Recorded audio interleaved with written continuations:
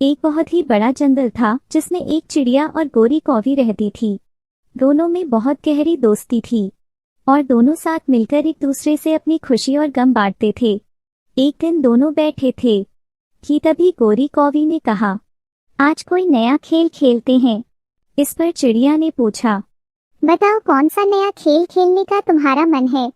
आज हम दोनों आंख मिचोली खेलते हैं।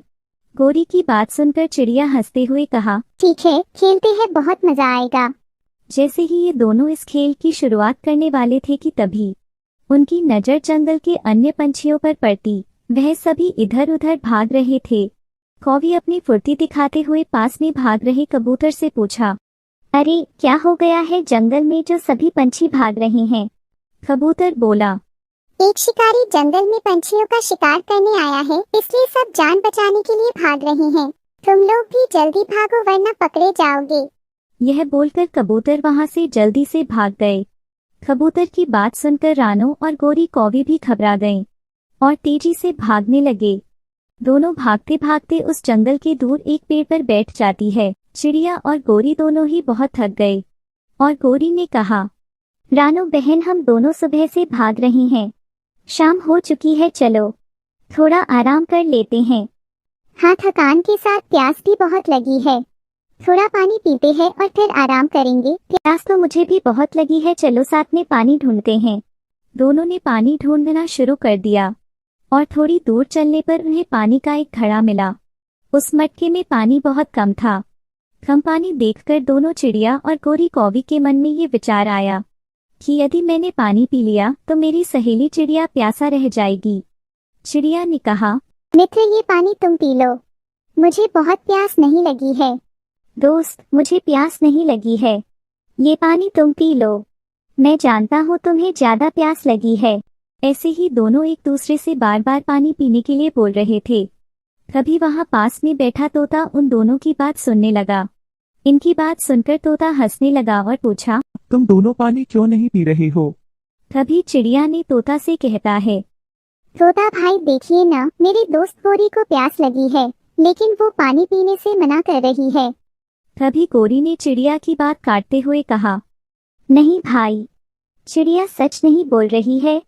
मुझे प्यास नहीं लगी है, चिड़िया को ज्यादा प्यास लगी है, लेकिन ये मुझे जबरदस्ती पानी पीने के लिए कह रही है। ये सब देखकर तोता दोनों से बोला, तुम दोनों की मित्रता बहुत गहरी है। ये दोस्ती सभी के लिए एक मिसाल की तरह है। तुम दोनों क्यों न इस पानी को आधा आधा बांट लो। ये बात सुनकर चिड़िया और गोरी को तोता का सुझाव पसंद आया और दोनों ने आधा आधा पानी पीकर अपनी प्यास बुझाई और फिर आराम करने लगे। चिड़िया और गोरी की इस कहानी से हमें यह सीख मिलती है कि सच्ची दोस्ती हर समय आपका साथ देती है। यदि आपकी दोस्ती में स्वार्थ की भावना नहीं हो तो वह जिंदगी भर आपका साथ निभाती है। चिड़िया जंगल से दाना लेकर आ रही थी। तभी चील की नजर चिड़िया पर पड़ी। चील चिड़िया को पीछा किया, लेकिन चिड़िया तो बहुत दूर चली गई थी। चील चिड़िया को पीछा करते करते चिड़िया के घर के पास आ जाते हैं। चिड़िया के बच्चे घर के बाहर ही खेल रहे थे। चिड़िया भी दाना लेकर आ जाते हैं। फिर तीनों अंदर आ जाते हैं। चील एक पेड़ के पीछे से छिप के देख रहे थे। अब मैं चिड़िया के बच्चे को अपनी शिकार बनाऊंगा और नर्म नर्म मांस खाऊंगा। अब चील इंतजार कर रहा था कि चिड़िया कब जंगल से दाना लाने जाएगी। बच्चों, ये लो, दाना खा लो। फिर तीनों मिलकर दाना खाने लगता है। दाना खाने के बाद पिंकी अपनी माँ से कहती है, माँ, मुझे सेब खाने का मन कर रही है, अगर आप जंगल जाए तो जरूर लेते आना। बेटा, सेब के लिए हमें दूसरे जंगल जाना पड़ेगा, मैं सुबह ही आपको जंगल से सेब ला दूंगा। फिर तीनों सो जाते हैं। चील सुबह से ही चिड़िया को जाने का इंतजार कर रहा था। चिड़िया जंगल से सेब लाने के लिए चले जाते हैं। चील का मौका मिल गया। चील घर के अंदर आ जाता है। बच्चे चील को देखकर डर जाती है। अरे, आज मुझे कितने दिनों से चिड़िया के बच्चों का मांस नहीं खाए हैं। आज तो मैं तुम्हें खाकर अपना पेट भर लूंगा। फिर चील दोनों बच्चों को पंजों में पकड़कर अपने घोंसले ले आता है। बच्चे डर से रोई जा रही थी। चिड़िया जंगल की तरफ जा रही थी। कबूतर चिड़िया को जाता देख बुलाते हैं। चिड़िया कबूतर के पास आ जाते हैं। चिड़िया बहन, जालिम चील सुबह आपके घोंसले की तरफ जा रहा था। चील का नजर आपके बच्चों पर तो नहीं है। ये आप क्या बोल रहे हो कबूतर भैया? चील मेरे घोंसले की तरफ गया है। कहीं मेरे बच्चों को पकड़ने के लिए तो नहीं गए हैं। चिड़िया फौरन घर की तरफ जाती है। चिड़िया घर आकर देखती है तो बच्चे कहीं दिखाई नहीं दे रहे थे। मेरे प्यारे बच्चों, कहाँ हो तुम? बाहर आओ। लेकिन बच्चा बाहर नहीं आया। चिड़िया गुस्सा हो जाती है। चील को सबक सिखाना पड़ेगा।